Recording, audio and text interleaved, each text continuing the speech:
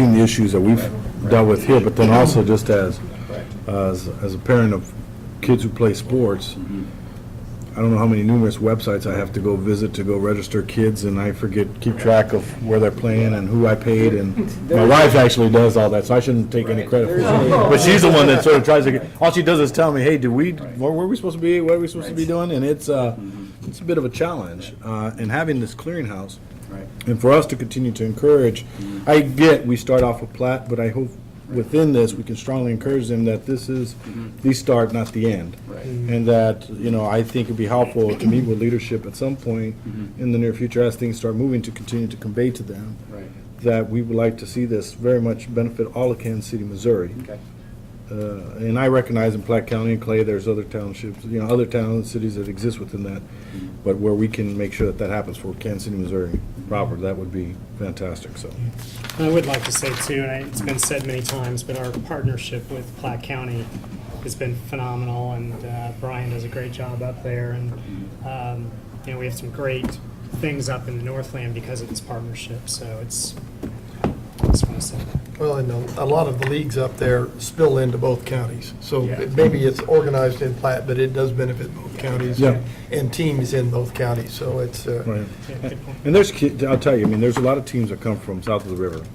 Across that play up there, and we've seen several teams from north of the river come down, and we want to see more and more of that. Absolutely. And I think that's important to continue to, just us bringing the city together and making sure that people who travel to different parts of town don't feel like, oh, well, I can only play in this neck of the woods, or so on and so forth. So with that, is there a motion to approve the resolution? so moved. Is there a second? Second. Is there any further comments, questions? Hearing none, all those in favor signify by saying aye. Aye. Aye. Very good. Resolution passes. Resolution number 30080. Yes, Commissioner, this is consideration of the 5-year capital improvement program. You would have a memo in your packet from Travis, and then you have backup documents that outlines our recommendation for the 5-year plan. Richard Allen, who manages our CIP program, did a presentation at last board meeting's pre-bid workshop, and Richard is here today. Unless Travis has any comments. Okay, we'll turn it over to Richard. All right. Good afternoon, Commissioners. Good afternoon.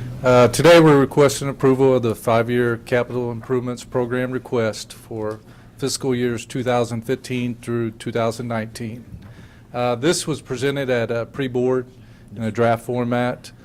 We heard comments and discussion. The comments that we heard is to adjust the priorities looking at 3 things. Is 1, looking at funding opportunities, 2, look at the citizen satisfaction survey, and then 3 is look at community support of projects that we have momentum on. And so based on that, we adjusted the priorities. Our department's capital improvements program request includes 5 mandated projects, 3 leverage projects, 14 maintenance projects that represent different maintenance categories, and then 30 other projects. And of those 30 other projects, we're looking at the top 10 or top 6 to submit. Some key timeline dates is August 31st is our program request is required to be submitted to the Capital Improvements Office.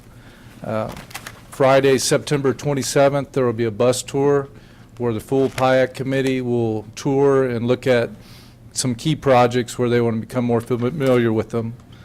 And on October 4th, our department will present to the PIAC committee, and that will be at 9 o'clock on the 10th floor of City Hall. We would like to have a draft format of that presentation to you sometime in September. And then other dates along the way from October 11th, 18th, and 25th, those will be other departments in the city's presentations to PIAC. These will always be on Fridays on the 10th floor of City Hall from 9 to 12. And in the beginning November 1st, November 8th, 15th, and 22nd, PIAC will deliberate on what they heard from the departments and then also from citizen request. And then they'll develop a couple of draft budgets, and then they'll finally finalize and approve a budget. After that budget is approved, they'll submit it to City Council. City Council will make maybe some minor changes, and then they'll submit it into the city budget that will be adopted next year. And then those funds will become available May 1 of 2014. So with that, I'd be glad to answer any questions. Go right ahead. I had one question on capital maintenance, item number 11, lake restoration. It just shows Council District 1. It should show 1 and 5. It's just an editor We'll make a- typographical Can we thing. get that, Carmen? I think it showed 5, and then, It so just we showed changed it to 5. 1, so we'll make Just sure one, that it but shows that 1 should- and should show 5. both, yeah. Okay. And the other thing is, we did discuss Jerry Smith Park. Did we move that up any? Jerry Smith has been moved up in priorities, and right now, it is our priority number 5. Okay. That is higher than And something to the- note on the top 6 projects in the other category, each of the 6 council districts are represented by a project. Fantastic. And those are the 6 we're going to focus on the 4th of October. Yes. Yes. Plus the maintenance and leverage and management. Yes. Okay, Okay. fantastic. Any other questions? Comments?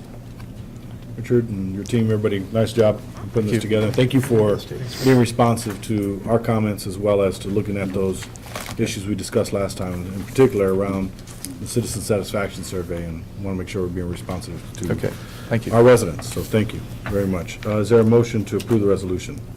So moved. Is there a second? Second. Motion seconded. Any further discussion? Hearing none, all those in favor signify by saying aye. Aye. Aye, very good. Resolution passes. Resolution number 30081. Yes, Commissioners, this is consideration facility license use with concessions for the water fire event along Brush Creek. Shannon's going to explain all this to you, and she's also going to introduce our guest. Good afternoon, Commissioners. Afternoon. Noon.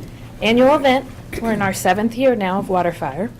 Will Gregory with Will Gregory PR is here to answer any questions that you may have.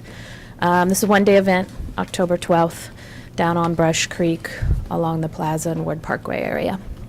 Okay, great. Well, welcome. Welcome. Thanks. Good to see you. That's the gist. This is our 7th year. Parks has been a valuable partner every year, and this will be no different. If you haven't made it out before, we'd love to have you on October the 12th. Great. Any questions? The creek didn't rise, right? If the creek doesn't rise or if the creek is too low, it could go either way. Okay, All good. right, well, we'll try our best to make sure it's at the optimum level for you. It's in Heidi's performance evaluation. Oh, yeah. All right. We better let's pull the Chamber of Commerce in on them. Yeah, We'll blame yeah, them we'll if throw it it in isn't there. good. Fair enough. Any questions? Yeah. No, I just want to comment, thanks for getting this all put together. I know one time it was kind of on the bubble whether it was going to happen. Yeah. For the 7th year, and I know through your efforts and others, it's been made possible. Thank you. Thank you. Thank you. Is there a motion to approve the resolution? So moved. Is there a second? Second. Motion is seconded. Any further discussion? Hearing none, all those in favor signify by saying aye. Aye. Very good. Resolution passes. Resolution number 30082. Yes, Commissioners, another agreement for Shannon, and ugly sweater run, huh? Okay. All Get right. your ugly sweaters out. All right. Jenna is here with Human Movement. They are out of Colorado, and they are bringing this exciting race to Kansas City, and in a month where we're not inundated with them, December. So I'm happy about that. This is going to be based out of Washington Square, and then their route's going to run towards the downtown area. But with that, I'll introduce Jenna. Great. Hi. Hello. So, so I work for Human Movement. We're an event production company, but we actually own this race as well. And last year we did the race in Lawrence, and we did it in 7 other cities across the nation. And this year we have chosen to take the race to 30 cities, and Kansas City is one of our top cities that we really want to come to. It's a really fun race. It's, our target market is families. The race starts at 11 in the morning, so it's, bring your family out, bring your mom out who's in town for the holidays, or, your kids or grandchildren, and come out dressed really funny and silly and walk, jog, or run the 5K. It's untimed, so it's a complete fun run. It's going to hopefully take place in Washington Square, which we're excited about. And it's a fun race. So we have candy cane columns that are inflatables and some fun stuff with inflatable trees and a stage with Christmas music, cheesy Christmas music playing. And we also, do have, so Toys for Tots is one of our partners, our national partners. So we do encourage all of the runners to bring an unwrapped present. We have a 30-foot tall blow-up Christmas tree that we place, somewhere in the festival area, and everybody brings their presents and drops them off, and then we have them picked up by a local Toys for Tots member. Very good. So Boy. I don't want to waste too much time, so if you No, guys have any no. questions, please let me know. How many people did you have in Lawrence last year? In Lawrence, we had, I believe it was about 3,200. Yeah. So, and we've done other races in the area. We've done the color run at the Chief Stadium and some other places too. So this is one of my personal favorite states to come to, and we love working with everybody here. Everybody's always really welcoming, and the participants are always just really fun to be around and always seem to have a really good time. Do you have a goal in mind as to what you're thinking here in Kansas City? For numbers-wise? Numbers-wise, yeah. I would say so I'm the race director of this race, and I would say my target would be maybe about 5,000. Well, okay. Great. Yeah. So, we're coming from Lawrence to Kansas City, second year. Yeah. What's Yeah. the route? The route, yeah, so I have it, I don't have it memorized. I have a copy. Would you like to see that? Well, I'm just curious. You just go down Grand, and Yeah, I think it's similar to, what's the other 5K race that is the same I course think it's that you guys might be similar know? to the Sports Commission 5K. Okay. With the marathon. So, and they do their 5K, so it's going downtown. Down and back. It hasn't been finalized yet with KCPD. so you go down and finish, and then you come back to Washington Park. Yes. You go north on Grand. Yes. And we're super flexible. We do over 300 races a year, 300 5Ks for different events. So whatever, the city needs us to do on the route, it's totally fine with me. It's a pretty simple setup. We don't, I think we're setting up on Friday and then we're done Saturday afternoon. So it's, won't impact the area tremendously. They're working with Jenny and Energy and KCPD with the Yep. route, so. You see some pretty ugly sweaters. Yes. You see some pretty ugly sweaters, lighting up sweaters with Christmas lights on them, or people use the tree skirts as capes and decorate them. So it's really fun, and I hope you guys can all come. If the Farmer's Almanac is correct, it could be cold and snowy, so bring your snowshoes. Yes. Or skis. Yes. So it may be optional, so. Yes, we do It give all the sounds like a participants lot a of hat. It's really fun. Great. It is really fun. So, Any other questions, comments? Jason? All right, I think that does it. So Okay. Thank you very much. Thank you for your time. I appreciate Thank it. you. All right, is there a motion to approve the concession and use agreements? So moved. All right, is there a motion? Second. You got second over here. Okay, very good. All those, Fine. Really that's fine. excited. All those in favor signify by saying aye. Aye, very good. Resolution passes. I think all of us are going to probably try to attend that one, it sounds like. So, it's resolution number 30083. Yes, Commissioners, this is a contract amendment, time only with Pros Consulting. We talked about this in the pre-board workshop, adds 4 months to the current contract, which takes us to the end of December of this year. If you have any questions, Terry is here, otherwise we'll go back to the Are there any questions of Terry on this? I think we're all pretty much brought up to speed. I assume there's somebody who would like to make a motion? So moved. All right, is there a second? Second. All right, motion is seconded. No need for further discussion, I believe. So all those in favor signify by saying aye. Aye. Aye. Very good. Resolution passes. Resolution number 30084. Yes, Commissioners, this is an amendment to our youth scholarship program, our life enhancement youth scholarship program. You have a memo in your packet from Mark Bowen that lays out what's involved and has been involved, and then the recommendation to move forward and basically a 50% fee subsidy. If you have any questions or like some more detail, Mark is here to answer those. All right, are there any questions of Mark in regards to this? So, yeah, I do have a question. Yep. So it says that we have, it ranges from 25 to 75 right now, so we're just taking it into the middle. Yes, I guess you could say that, Simplify it. yes. Okay. And also, we're allowing 2 per person per household versus 3 per season in a household. So we're adding opportunities for more people within that household to get the scholarship. Right. Good. Good. Okay. All right, any Further questions, comments? I'm glad we're able to do this. I think everybody here is, and so. Without a doubt. Absolutely. I'm glad, and thank you for making adjustments. You know best as how this sort of works, and if this is Well, something it that- was certainly a team effort, myself and several other individuals. No so, doubt, no you doubt. know, Well, when I it's- said you, I mean all of Oh, you. yeah, okay, okay. But we really appreciate that, so. Does this kind of fit into the study we're having done on recreation? It does. It does, okay, Great. that's what I thought. Good, fantastic. Fantastic. Thank you very much. Is there a motion to approve the resolution So moved. change? Is there a second? Second. Motion seconded. All those in favor signify by saying aye. Aye. Very good. Resolution passes. Thank you, Mark. The next one, I believe you're up to bat once again. Yes, sir. Resolution number 30085 regarding the community services fees. Fees and charges. Approval or recommendation for changes. I know the kind of the bottom line on projected revenue is about 100,000, and some detailed backup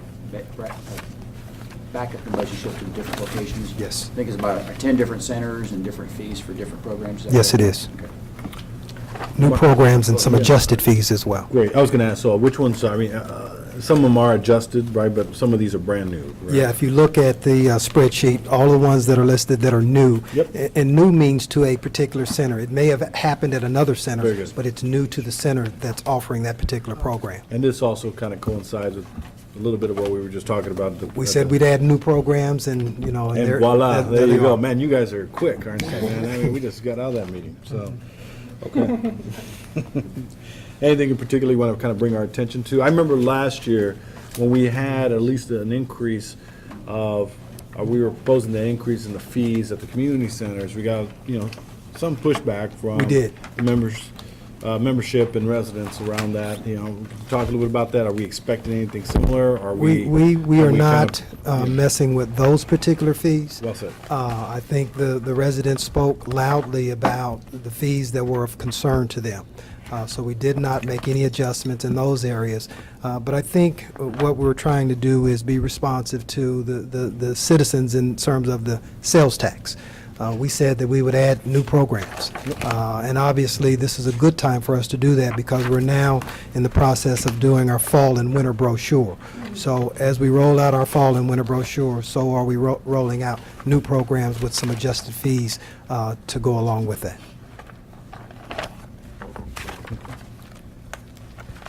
And we will continue to monitor and adjust our fees accordingly, specifically with some of the recommendation that we received today. This is good. I'm excited. We'll get a team together for. And it appears just an release. initial look at that, these programs are not at all centers, but they're going to be specific to certain centers and allow us to do more things throughout the system. Absolutely, Okay, great. absolutely. Great. Is there any other questions or comments? Mark, anything else? Terry, you want to add anything else?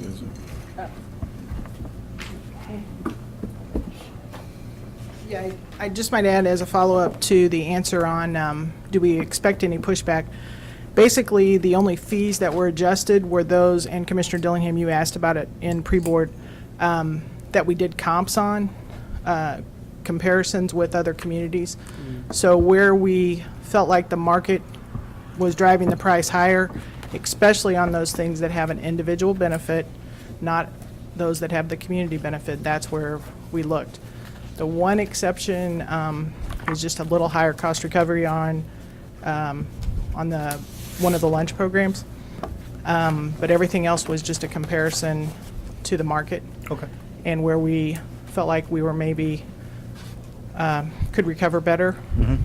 That's where those, primarily, almost all the adjustments came in. Great. Thank you. All right. Is there a motion to approve the updated fees and charges? So moved. Is there a second? Second. Motion seconded. Any further discussion? Hearing none, all those in favor signify by saying aye. Aye. Very good. Resolution passes. Thank you. Resolution number 30086. Yes, Commissioner, this is a change order number 2 with D&D Custom Construction.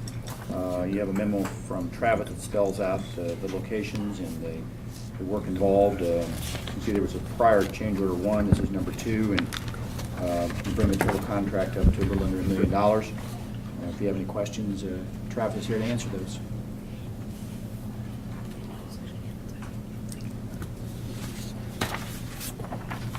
Any questions on this topic? Anything? Comments? Is this one portion, the AZA, is that almost a mandated?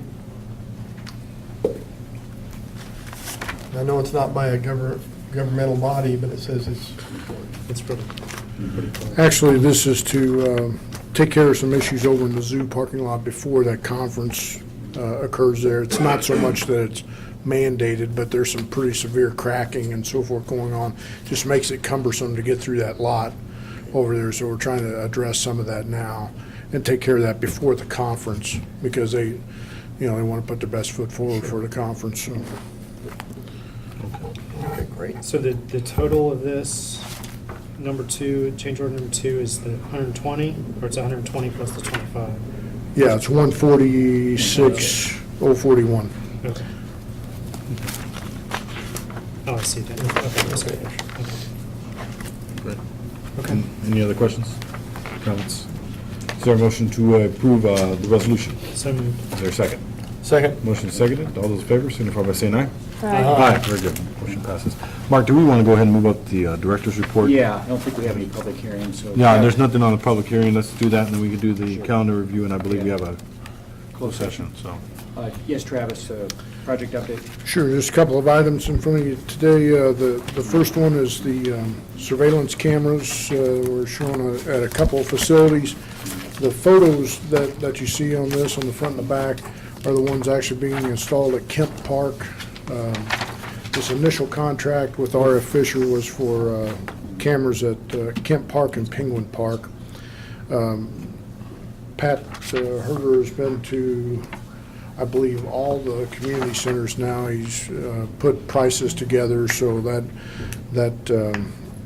we're getting cost estimates for more than just these couple of parks, but this is where we've actually installed the equipment. What's unique about the cameras over in Kemp Park is a couple things. One, you'll notice on the back that's associated with a speaker system. There's a two-way communication system, and this system will actually be monitored by the Restart facility right across the street. And all the cameras come with an IP address so that they can be remotely monitored, as well as the 24-hour monitoring over there. What this two-way communication system allows is if there's sounds, whether it's shots or screams or something of that nature, something that shouldn't be occurring in the park going on, and allow them to take note of that over at the park, and also either communicate with the people in the park that police have been called and they're on the way, or if it's an emergency situation, as far as if ambulance care is needed, they can relay that information as well, or simply tell them if it's somebody dumping over a trash can or something like that, they can tell them, hey, get out, you're on the camera, get out of there, and that will arrest a lot of that information or behavior at that point. So there's actually four cameras being installed over in Kemp Park, and like I said, this should all be wrapped up at the two initial facilities, Kemp and Penguin Park, by mid-October.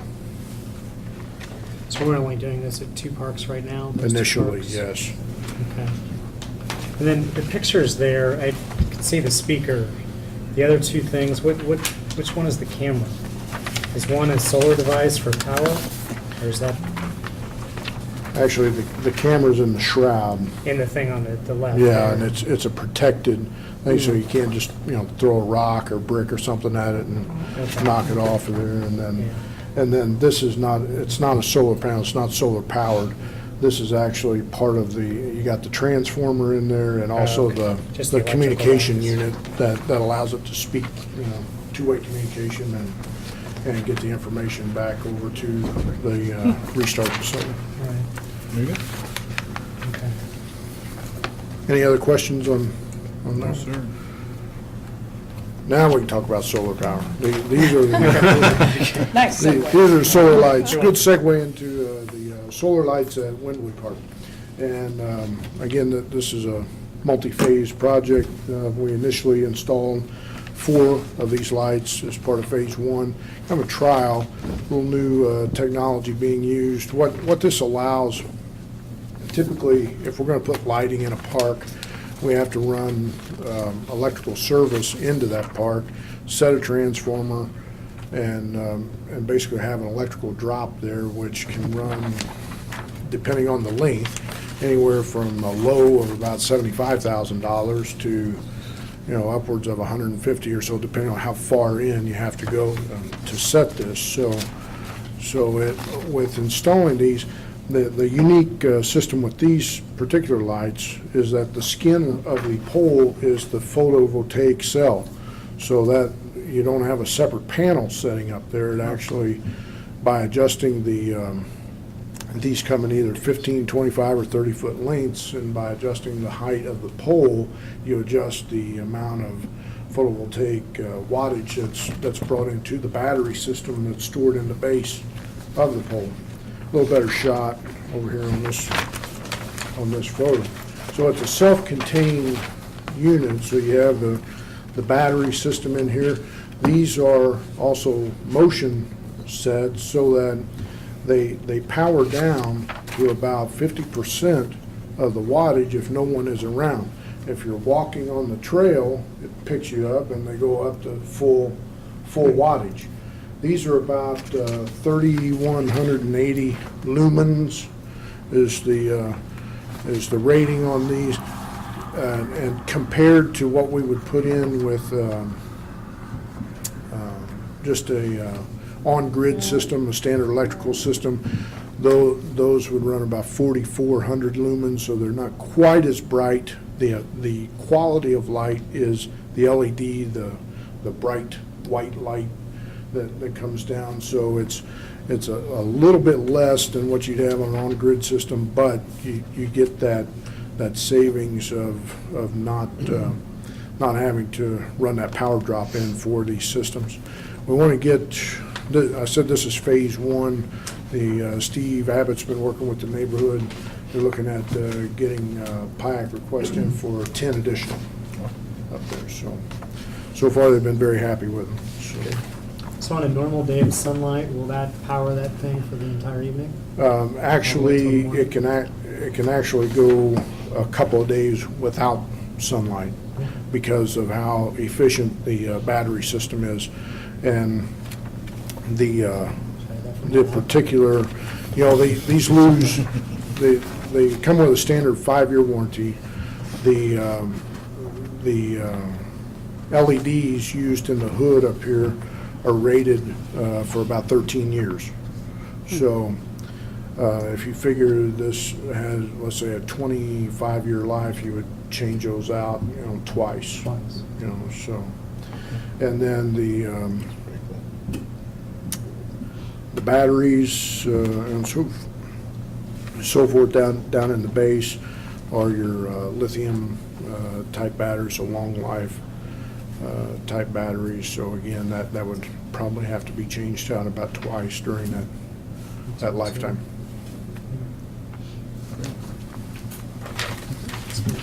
Any other questions? I'm terribly excited about these because I don't see many downsides when you talk about the cost of running power, when you talk about copper theft, when you talk about disruption of a neighborhood by extreme bright lights, when these power down, when nobody's walking. I mean, I can't see many downsides, and I would imagine if we tried to do a cost recovery on it, it's in the positive immediately. Yeah, we had them in Florida, and we loved them. Fantastic. Same brand, same everything. Good. Great stuff. Thank you. Thank you. Heidi? Sucks up the carbon. Good afternoon. Afternoon. Well, we're coming off a busy month, of course, and getting into another busy month, but wanted to mention the Ethnic Festival, of course, took place in Soap Park, third weekend in August, had record-breaking attendance. The weather had a lot to do with that. It was beautiful. Of course, it's a great festival anyway, but we're thinking numbers of 40,000 plus for that, and hopefully get some of you were able to make it by. Melinda and her crew, and then all the district guys did a fantastic job on that event. Same day, we had Sly's Rock the Block down at Union Station. which again was a really well-run event. Community Services Division, and then of course the district guys as well, really helped out a lot with that event, and we're thinking around 3,000 to 4,000 people throughout the day. So that's a big one. And the mayor's office is pleased, which is always good. We followed that up with groundbreaking at the Lakeside Nature Center, or planting, I guess, for the Bayer Bee Garden. There's a bigger word for it, but I call it a bee garden. Pollinating patch. Bee pollinating patch partnership. There we go. Lots of Wow. bees. Say that fast. But that's a really nice looking garden. If you haven't been by Lakeside Nature Center to check it out, it really enhances the look of the place with all the beautiful trees and plants that they put in there. And of course, I guess then the bees will come, but they're not going to hurt anybody. But as Mark mentioned, we're working on finalizing the fall and winter activities guides for them to go up online and then out at the community centers. And then here comes September with the Dippin' Dog swim parties, of course, after the pools close down after Labor Day. And then the following weekend, we have the Brush Creek Art Walk, which is the en plein air event that takes place along the banks of the Brush Creek. It concludes on that Sunday afternoon and evening with a big concert from 3 to 8. That'll take place in the amphitheater at Tice Park. And they've got a really good group of bands that are coming out and playing there. So check out our website for the actual schedule. That's the second year for that, right? It is. And I think I mentioned before, last year they did it in July, and it was that week, one of the million weekends that we had last year. It was 105 degrees. So this should be, hopefully, it'll cool down, and it'll be a beautiful event. Of course, September means fountain dyeing season, and once we finalized our guidelines and fees last time, I've been hit with all the requests to dye the fountains. We'll have 6 fountains: J.C. Nichols, Seahorse, Women's Leadership, Westside, Spirit of Freedom, and Northland dyed red on September the 13th, just for one day, because that is Red Friday. In celebration with the Chiefs. We're also doing a couple other things in partnership with them. We haven't determined the exact locations, but there will be some of the logos, painted in the grass in some of our parks. We will be placing Chiefs flags on the in the flag holders on the Sister Cities Bridge across Brush Creek, as well as lighting up the bridge there with the lights red that evening. So. They were generous enough to give us 300 and something tickets to one of their preseason games that we used for the kids at the community center. So it's kind of a nice partnership that we have with them. And then on the 16th, that Monday, the J.C. Nichols Fountain will be dyed teal for ovarian cancer awareness, and that will be for 7 days. And then, of course, at the end of the month, the fountain, and they're just doing one this year, breast cancer awareness is just going to be dyeing the J.C. Nichols Fountain pink, but it will be for 10 days.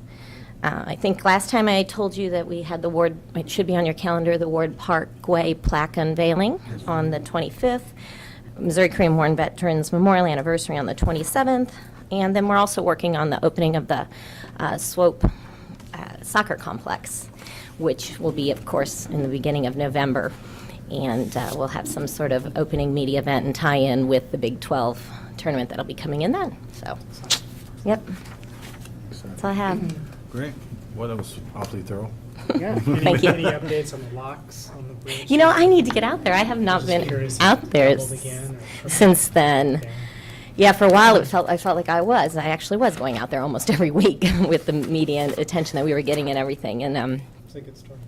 so yeah, we're going to try to see if we hit a milestone like 200-300 locks, and then kind of raise the awareness again and get some more media attention and more locks out there. So Cool. Great. Thank you very much. great, thank you. I think if we could just look quickly at our Yes. The calendar. Go calendar, ahead. I'm sorry. we have here, as we get through the completion of the month of August and we shift into the month of May, city fountains, of course, you have a holiday coming up this coming Monday, which is Labor Day holiday, and city offices are closed, and hopefully a great holiday weekend for everybody. No board meeting on the 3rd. Fountains Foundation has a board meeting on the 4th. We'll get an update on their fundraising campaign. And then back here on the 10th, Clark County Partners on the 11th. And then the next board meeting, second board meeting in September is on the 24th. So there's a FOTS meeting on the 25th, which I believe, no, I think that might be their annual meeting too, if I'm not mistaken. Also, Carmen shared with me some calendars for October and November. Am I reading this right then? We go from, well, two meetings in each month, is that right, Carmen? So you've got of course, the NRPA conference is that second week of October. And then the first meeting in October would be the 15th and the second, the 29th. And then in November, kind of continuing that same pattern, you have the 12th and 26th.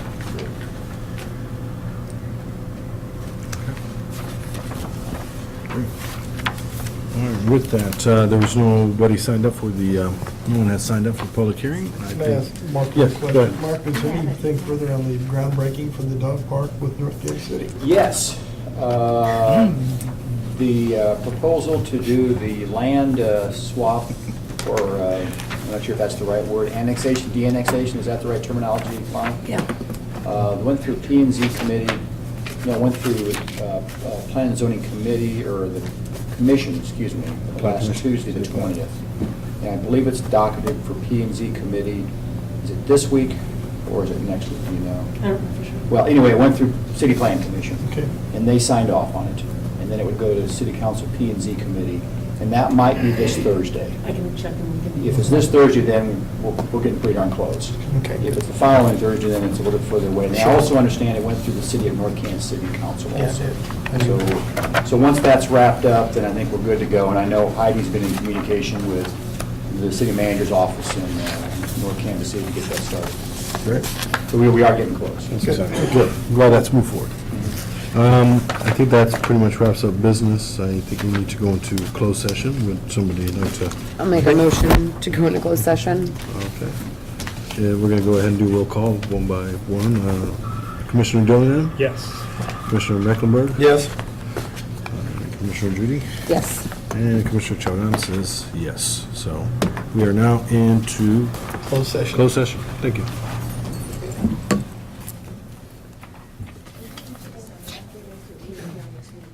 Yeah, no, I'm reachable. Yeah, till Thursday. I'll be, not after